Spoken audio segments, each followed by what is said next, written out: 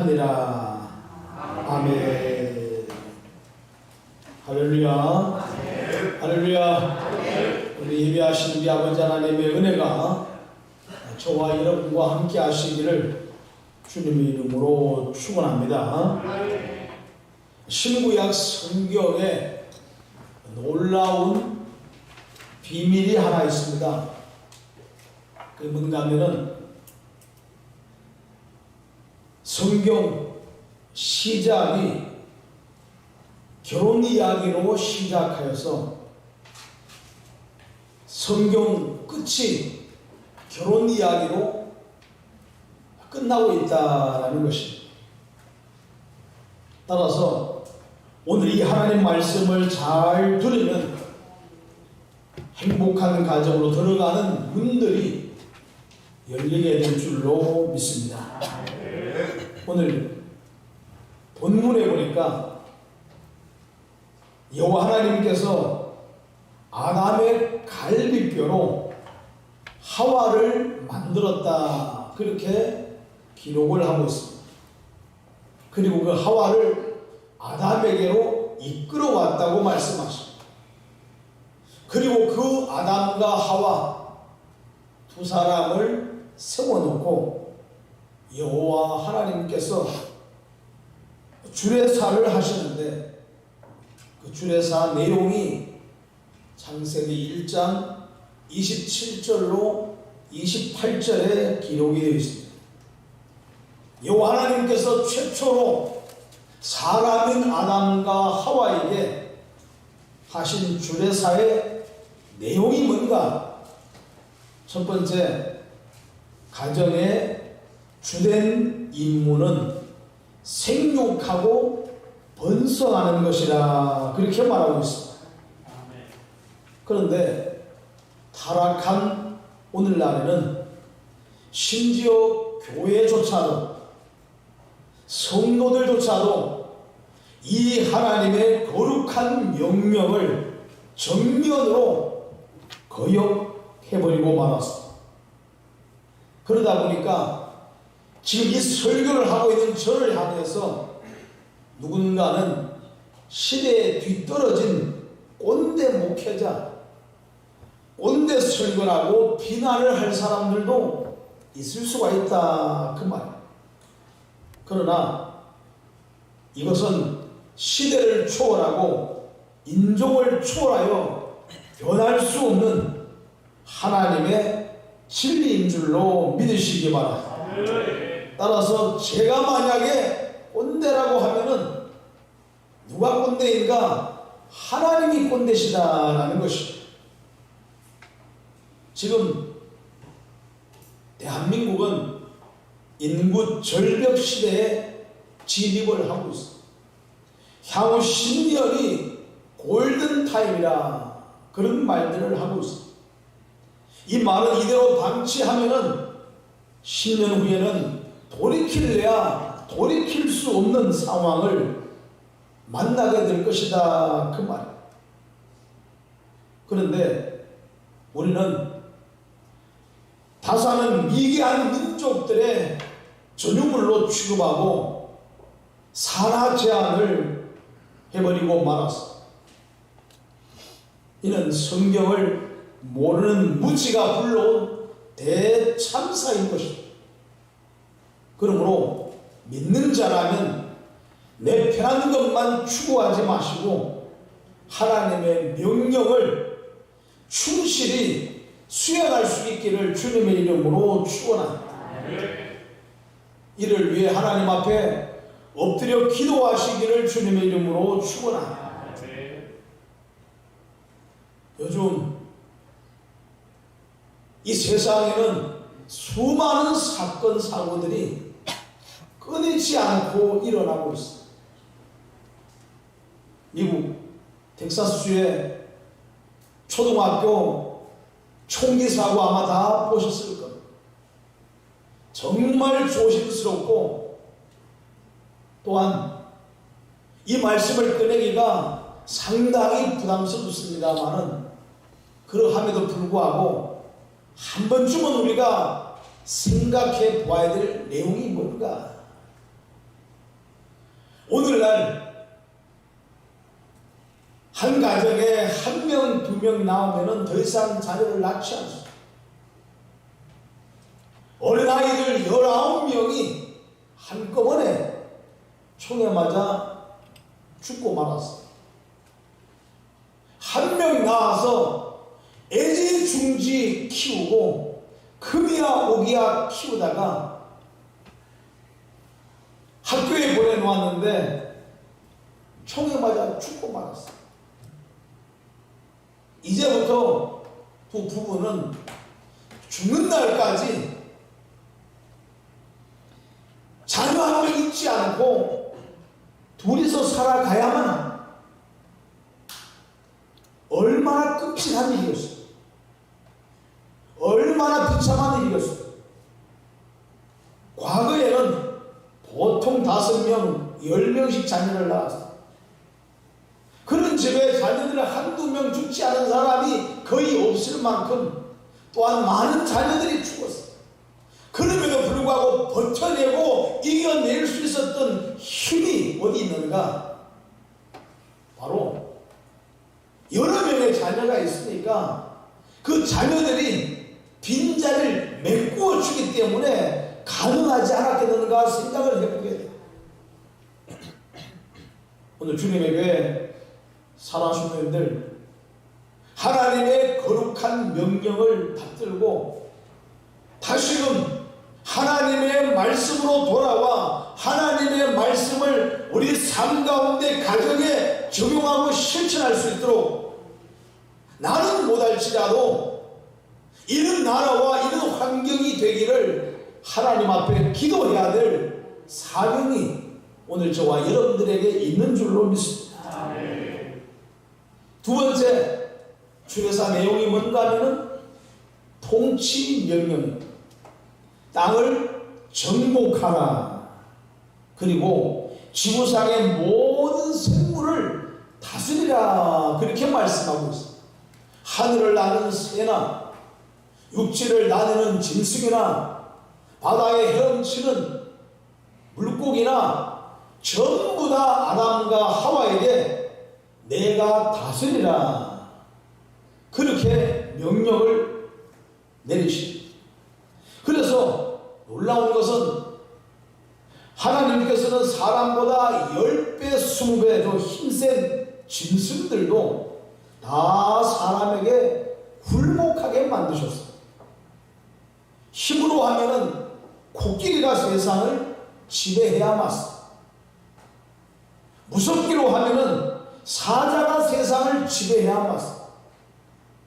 덩치로 말하면은 바다의 고래가 세상을 지배해야 맞습니다. 그런데 하나님께서는 사람에게 지혜를 주셔서 세상을 통치하고 다스리게 하셨어요. 어느 날 보니까 어떤 젊은 집사님이 교회 안에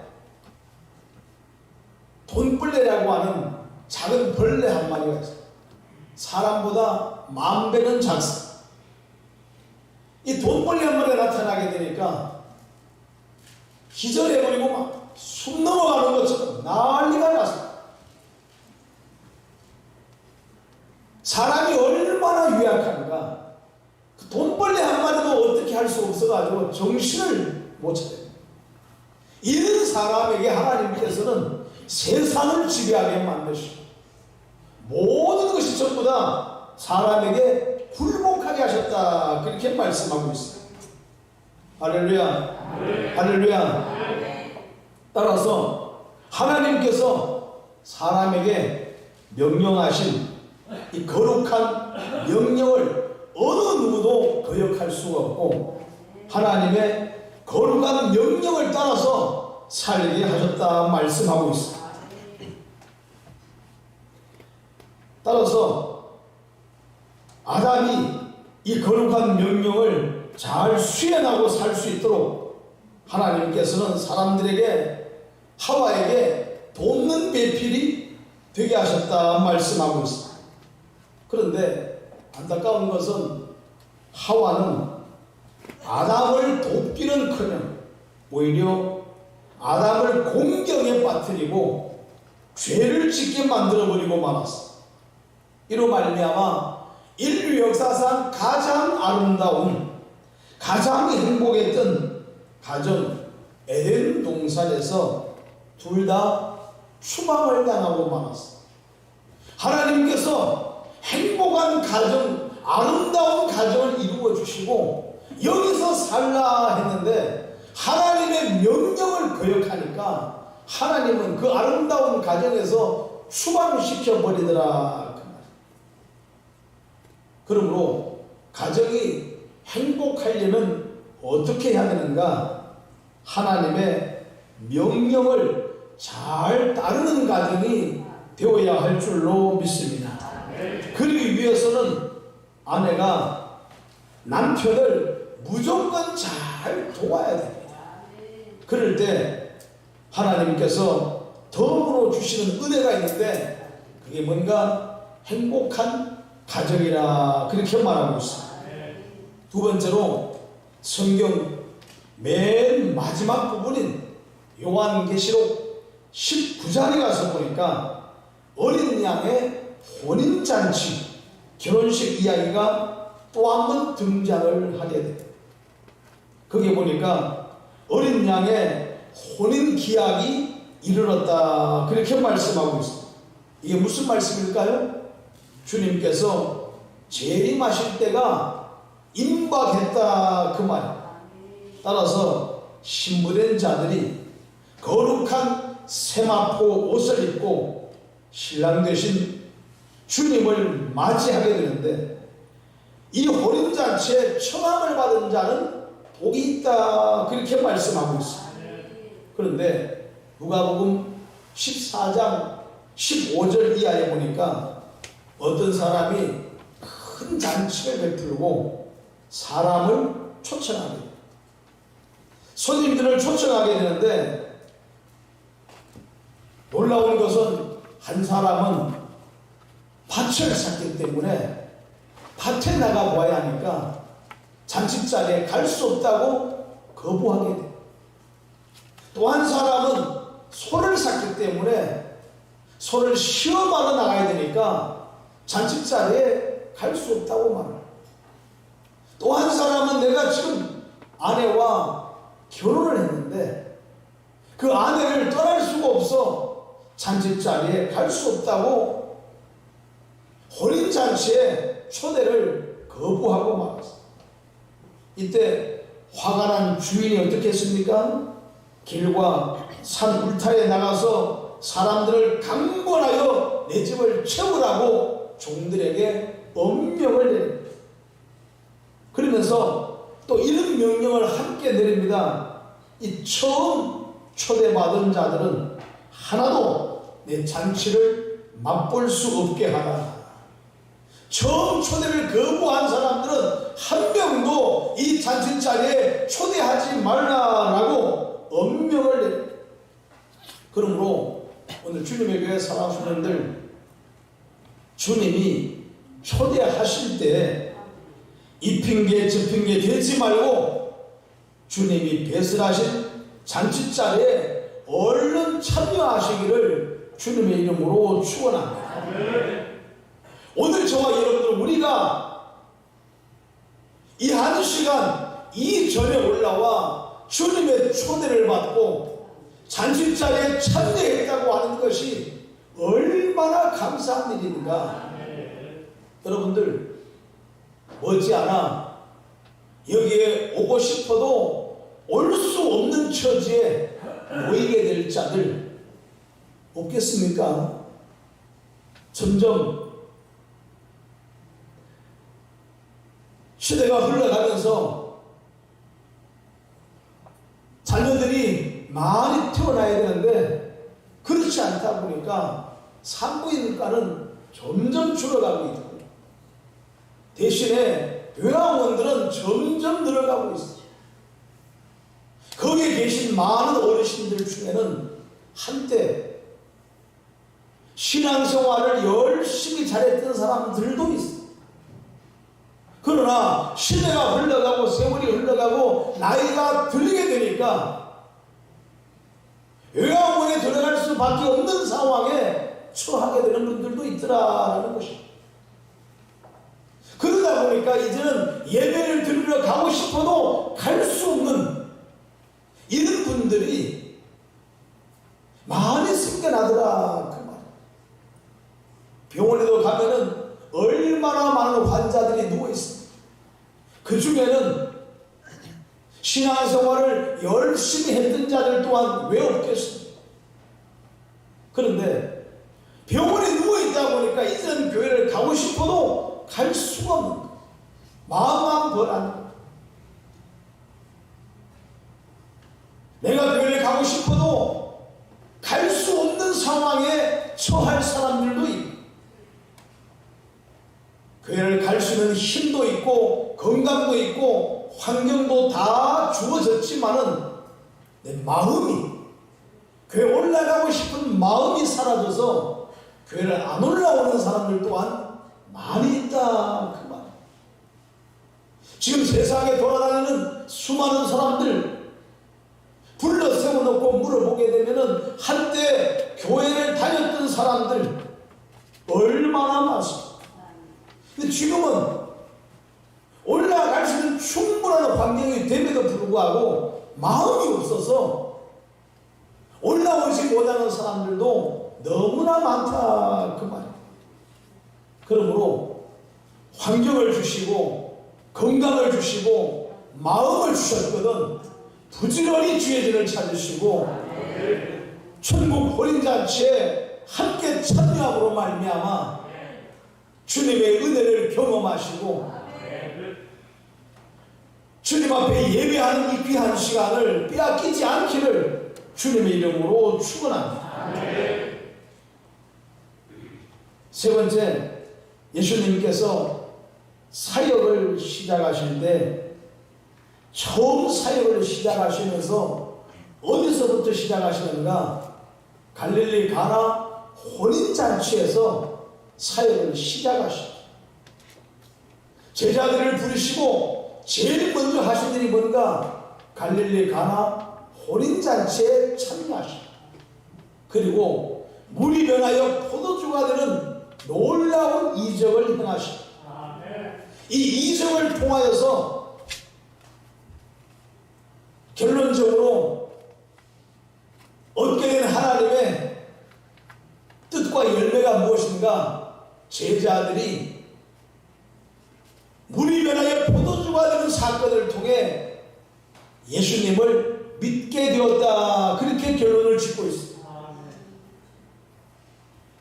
따라서 사역을 처음 시작하면서 혼인잔치집에서부터 처음 사역을 시작하고 있었는데, 마태복음 25장에 예수님이 3년만 동안의 사역을 전부 다 마감하고 사역을 끝낼 쯤 되어서 다시금 혼인잔치 비유를 들어 말씀하심으로 이 땅에서의 모든 사역을 마감하고 계시더라라는 것입니다.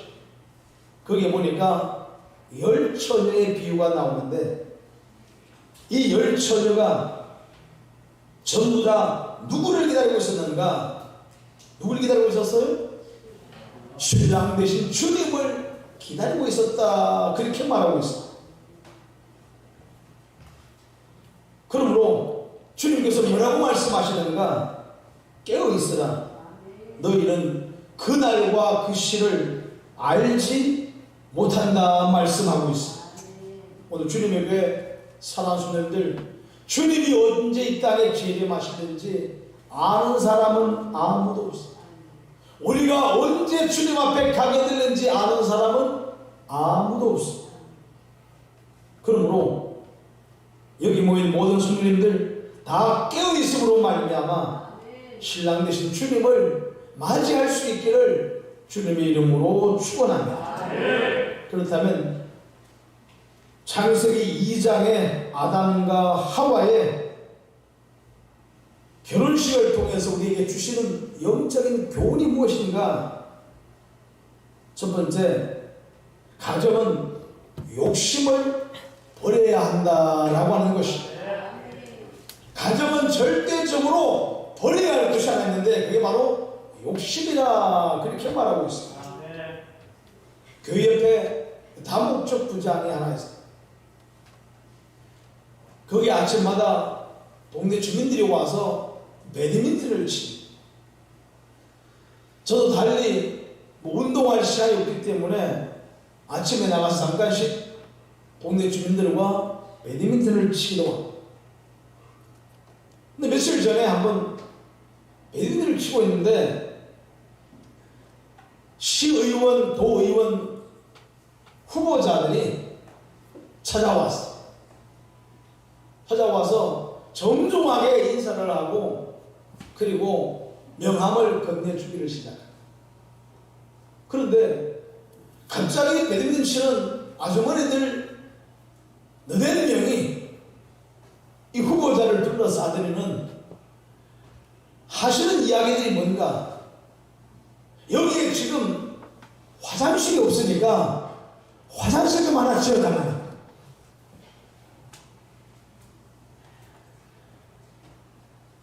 여기에 겨울 되면은 너무 추우니까 몸 좀 녹이게 컨테이너 박스 하나 좀 갖다 달라는. 배드민턴 치려고 하면은 바람 불 때는 치기가 너무 힘드니까 여기에다가 배드민턴 장을 하나 새로 지어달라고 또 이야기합니다. 욕심들이 얼마나 많은지. 정치인들, 후보자들 거짓말 얼마나 많이 합니다. 다 해주겠다 하고 당선되면은 나 몰라라 하고 떨어지면 떨어져서 나 몰라라 하고 거짓말 얼마나 많이 합니다. 그런데 그 거짓말을 누가 만드는지를 제가 이제 알았어요. 유권자들이 전부 다 만들더라.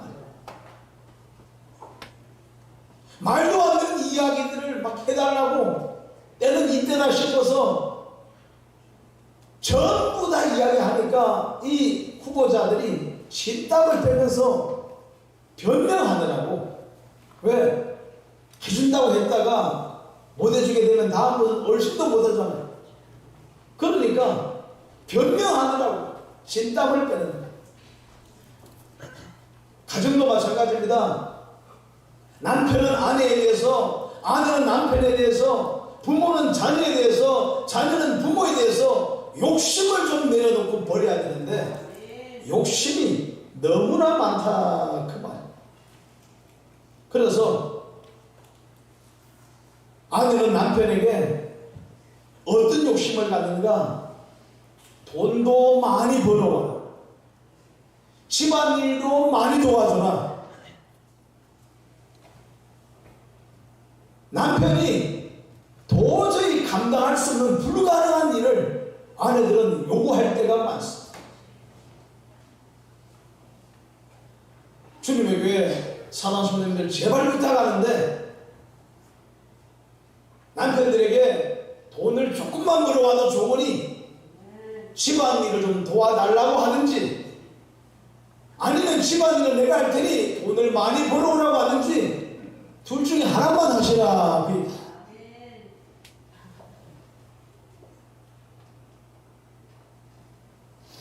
남편들이 왜 집에 안 들어오는가? 집에 들어가게 되면은 감당을 못하는 거예요. 마음 편할 날이 없는 거예요. 왜? 아내들이 욕심이 너무나 많아.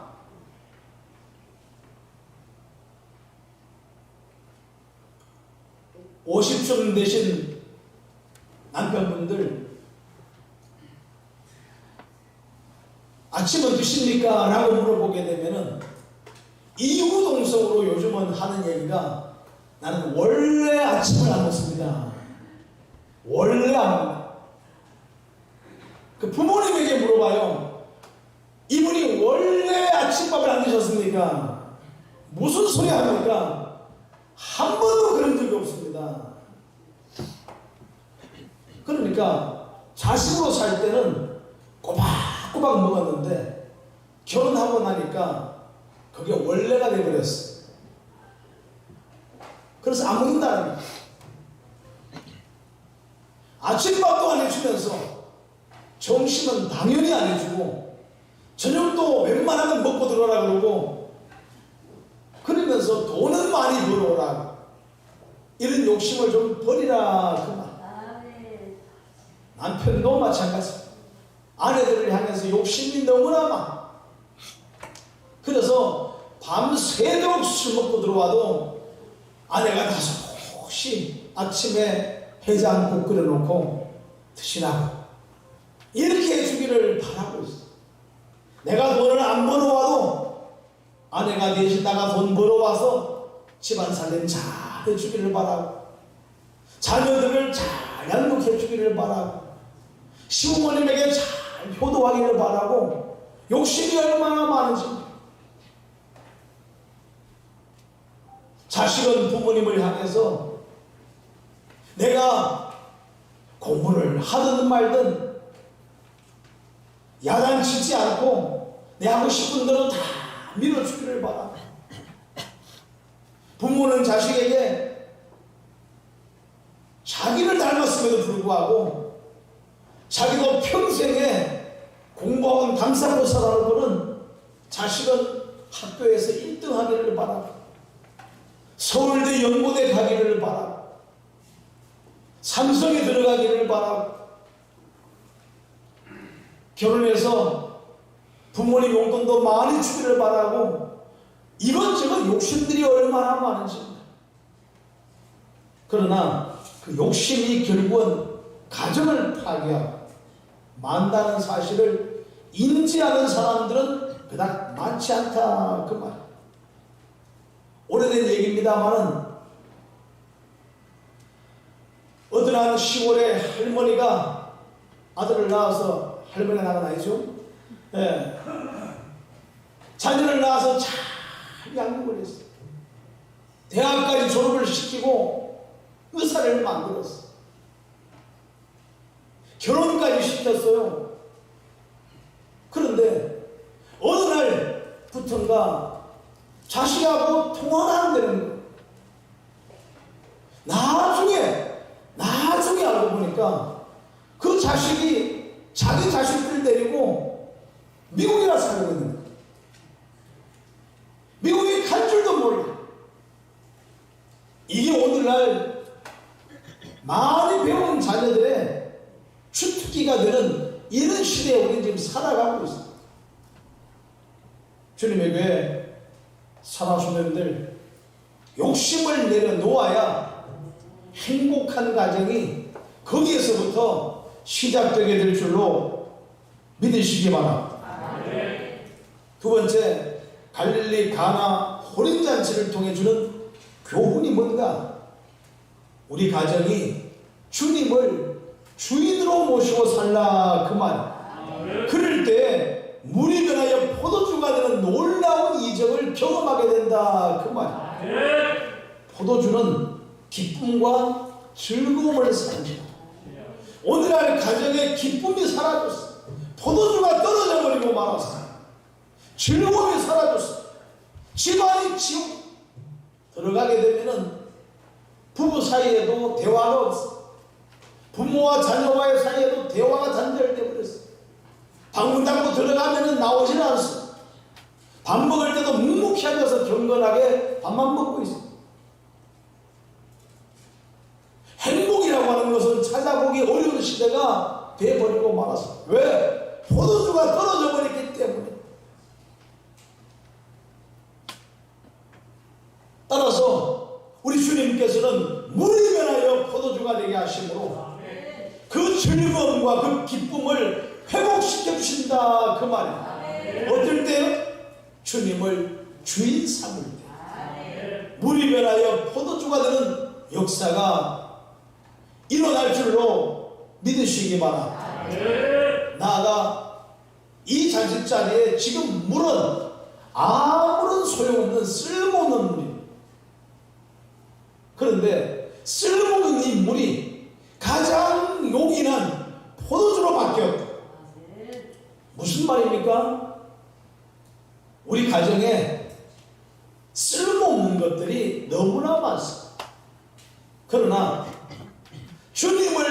삼고 살아갈 때 쓸모없어 보이던 것들이 우리 가정의 가장 소중한 것으로 바뀔 줄로 믿으시기 바랍니다. 25년 전에 삼익아파트 지하에서 처음 개척을 하고 얼마 있지 않았을 때입니다. 1층에 슈퍼가 하나 있었는데 슈퍼 아주머니에 딸이 2명 계셨는데 큰 딸이 7살, 작은 딸이 5살. 그런데 어느 날 이 딸이, 큰 딸이 엄마의 속을 많이 썩였던 거야. 갑자기 그 엄마가 이 딸을 끌고 화장실로 와서 거기서 이런 표현을 쓰면 좀 죄송합니다만은 용서하고 들으시길 바랍니다. 뒤지게 두들겨 패면서 야 이년아 나가 뒤지라고 막 소리를 지르는데 제가 민망해서 지하 교회에서 위로 올라올 수가 없었어요.